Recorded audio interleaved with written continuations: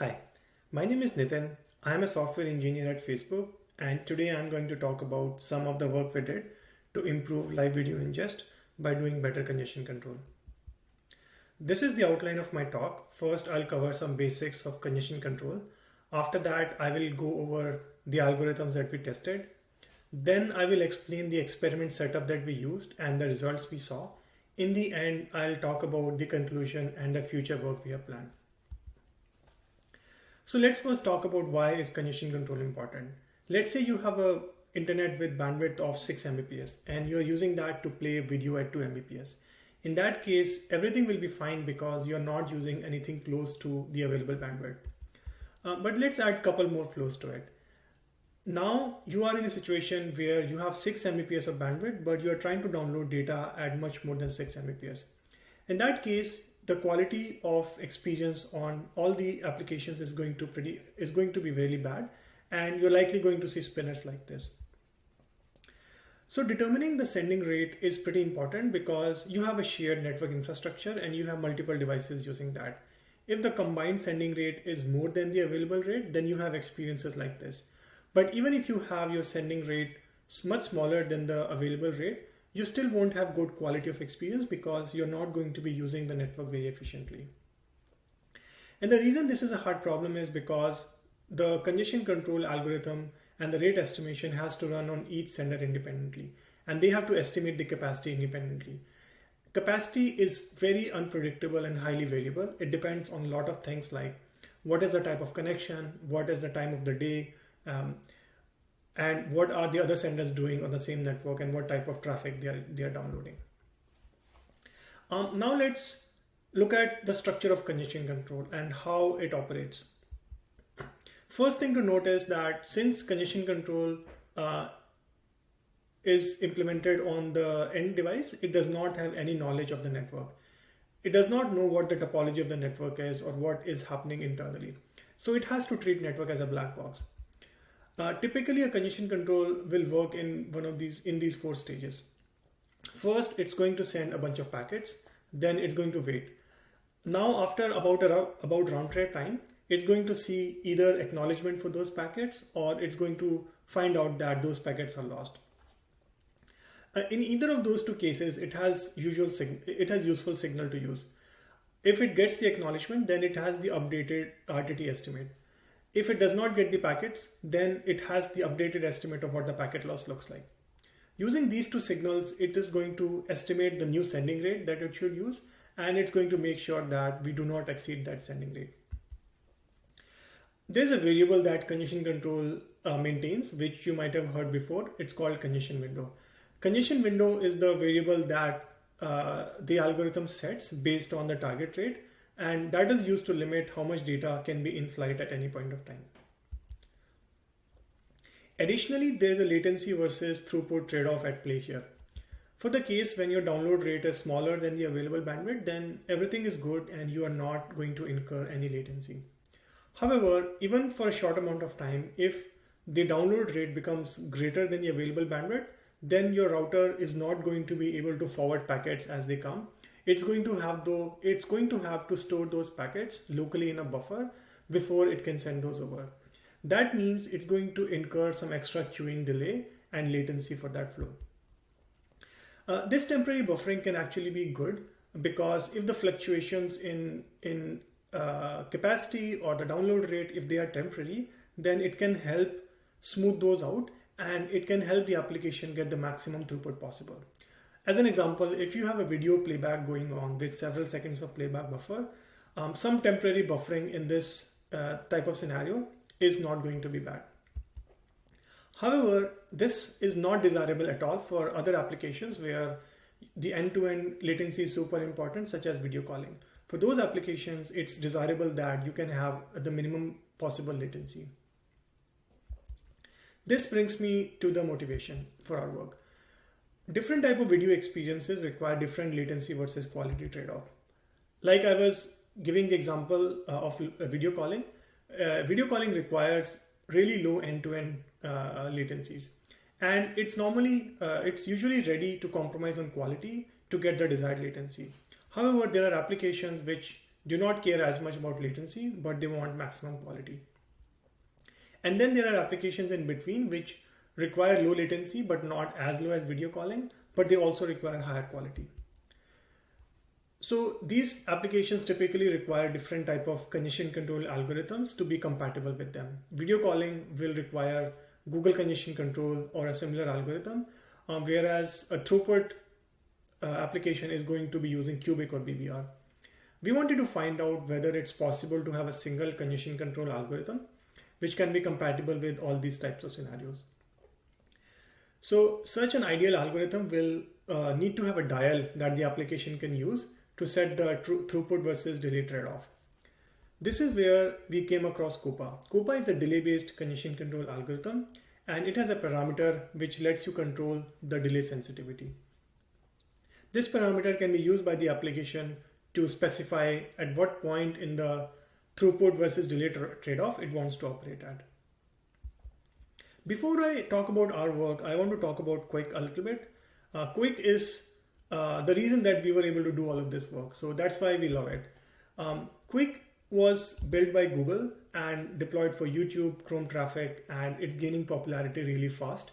There are several reasons that Quick is awesome, but the biggest reason in my opinion is that it replaces TCP and it implements the entire transport stack in user space.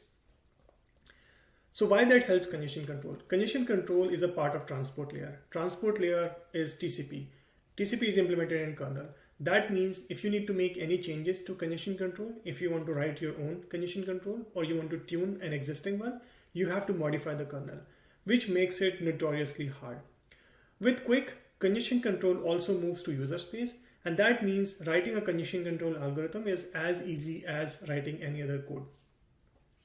So we did exactly that. We used Facebook's Quick library Move Fast and its pluggable congestion control API to implement Cubic, BBR, and COPA, and we were able to conduct our experiments for all of these three cases. Now let's go over the three congestion control algorithms we tested, Cubic, BBR, and COPA. First, I'll talk about Cubic. Cubic is a relatively older congestion control algorithm. It has been default in the Linux kernel for a long time. It uses loss as a signal for congestion.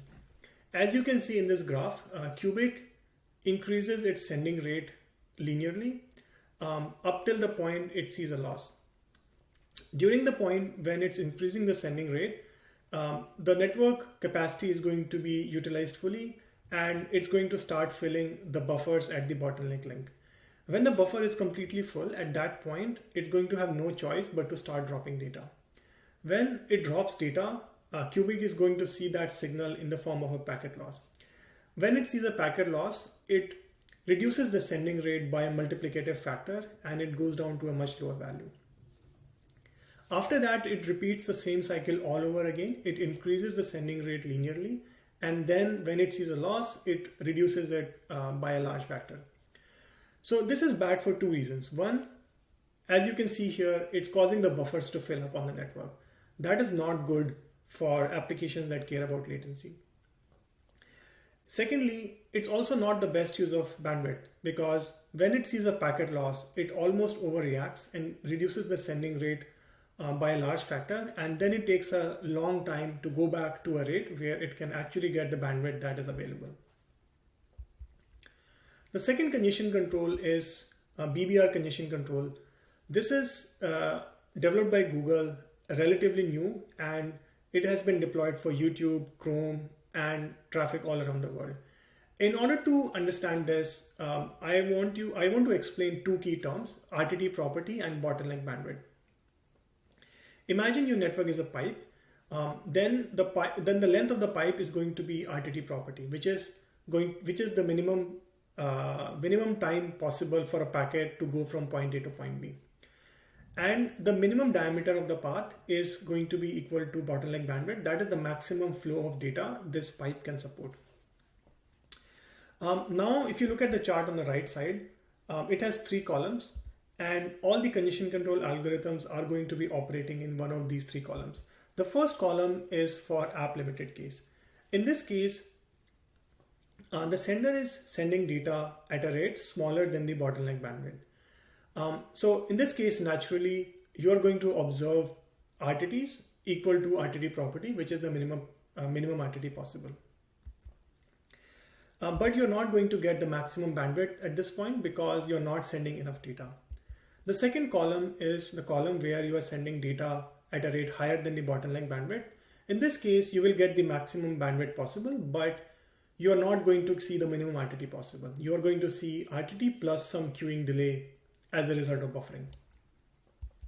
And then the third column is the column where you are sending so much data that you have utilized all the bandwidth, and you have also fully filled the buffers at the bottleneck link, and they have actually started dropping data. Loss-based congestion control algorithms such as Cubic actually operate on the right point, where they keep on increasing the sending rate, and they keep increasing it up to the point they see a loss. And when they see loss, they reduce the sending rate. So this is clearly not a good point to operate at, because you have built up so much buffer here, added so much queuing delay, and you're not really getting any more bandwidth at this point. The leftmost point is a more optimum point. It is actually theoretically the most optimum point that any congestion control can operate at. If you are sending exactly at this rate, you are going to get the maximum bandwidth possible, and you are going to get the minimum RTT possible. And this is what BBR tries to do. BBR estimates a certain path characteristics, the two path characteristics, bottleneck bandwidth and RTT property, and it goes through 8 cycles to make sure that it always adheres to those. Its goal is to always stay at that operating point as much as possible. But because it tries to get the best of both worlds, it does not allow the application to specify whether it wants to stay more in the conservative app limited region and get minimum RTT, or it wants to stay more in the second column where it does not care about latency, but it wants to get maximum bandwidth. This brings us to COPA. COPA is the newer of the three. It was designed by MIT researchers recently. It's a tunable delay-based congestion control algorithm. The tunable part comes from the delta parameter, excuse me, which allows the application to specify the latency versus throughput trade-off. The higher the value of delta, the more the algorithm will be sensitive to delay. And the lower the value of delta, the more the algorithm will try to optimize for throughput. And it's a delay-based congestion control algorithm, which means it uses the RTT variation as a signal for congestion. It does that by maintaining two key variables. One is RTT minimum, which is the minimum RTT it has observed over a period of 10 seconds.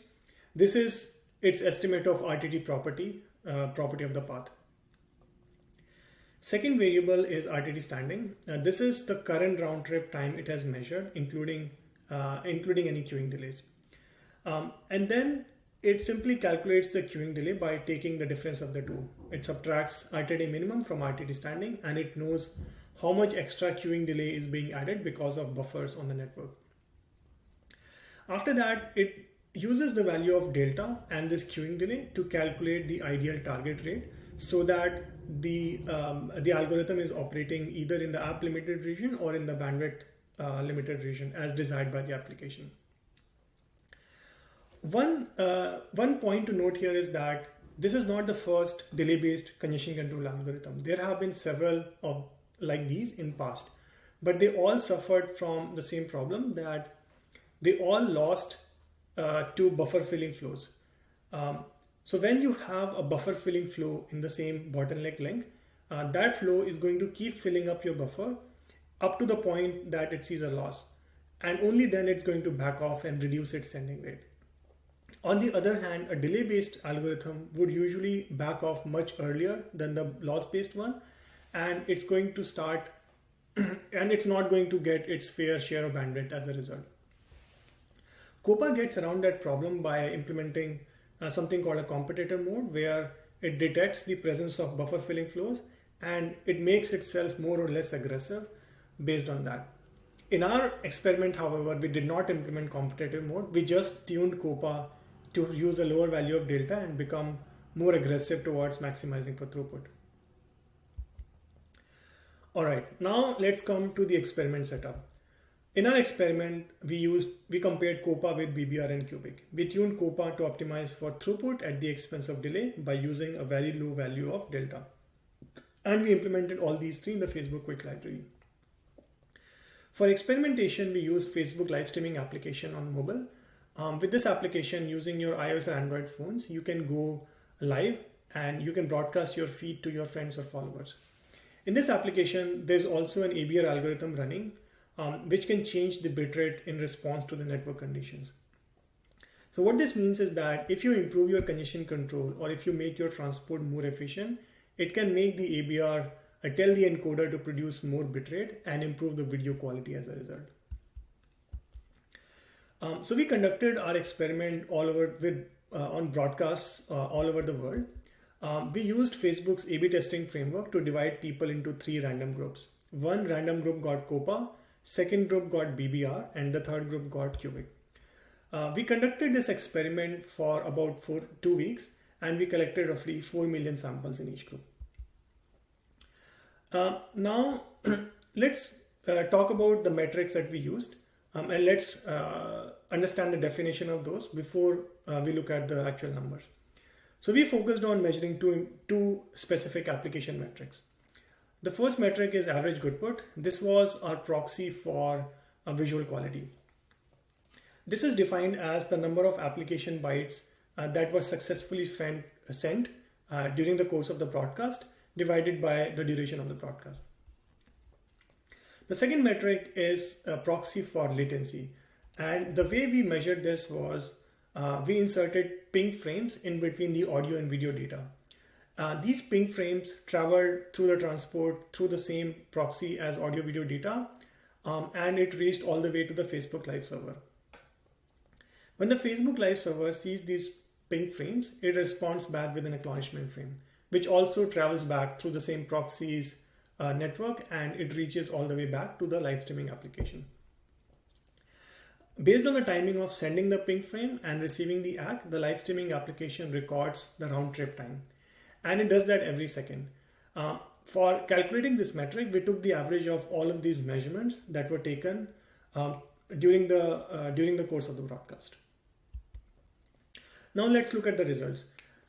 For goodput, what we saw was both COPA and BBR improved goodput as compared to Cubic. However, we saw that COPA was able to reduce it a lot more as compared to BBR. We saw that the gains of COPA and BBR diminished as we moved towards higher bit rates, but that is only because the encoder bitrate was capped at 3 Mbps. So this was pretty good to see. This also resulted in positive impact on the top line metrics, watch time and engagement that we measure. And this proved that our hypothesis is correct. When you tune COPA to optimize for throughput, it does exactly that. It optimizes for throughput and it gives you better goodput. Now let's look at the second metric, which is a proxy for video ingest latency. Here what we saw was that for the best connections, both COPA and BBR actually reduced the latency by a very small amount as compared to Cubic. Now these connections already had pretty low RTT, so it was expected that we will not be able to move them a lot, and the movement was also not much noticeable. Here BBR improved the latency slightly more as compared to COPA, and that was okay because we tuned COPA to optimize for throughput and not for latency. But when we looked at the worst connections, P75 and above, what surprised us was that COPA actually reduced latencies as well a lot more as compared to BBR. For example, for P90, we saw that COPA reduced the ingest latency by 27%, whereas BBR had almost the same latency as Cubic. So this was really, really good to see because COPA, not even at a mode where it's optimizing for throughput, it was able to also reduce latencies where it mattered the most. And it was also able to influence the application ABR to produce more bitrate and improve the ingest quality. So to sum up, we saw that COPA provided better quality and lower latencies for mobile live videos as compared to Cubic and BBR. We did some more analysis later on to understand these improvements, and we found out that COPA had lower transport RTTs as well, which meant that COPA was actually able to reduce the queuing delays in the underlying network, which enabled the lower ingest latency. A lower ingest latency also enabled the ABR to produce more bitrate. Additionally, what we found was that the loss rate and the retransmission overhead was also lower, much lower for COPA. This means that the transport spent less time retransmitting the same bytes over and over again, and it spent that time sending new bytes. So these two factors we believe likely drove these improvements. Now as a future work, we want to test COPA on the other extreme by optimizing it for latency and compare it against some ultra low latency protocols such as Google Congestion Control. Additionally, we also want to test COPA for download. Upload faces relatively low competing traffic.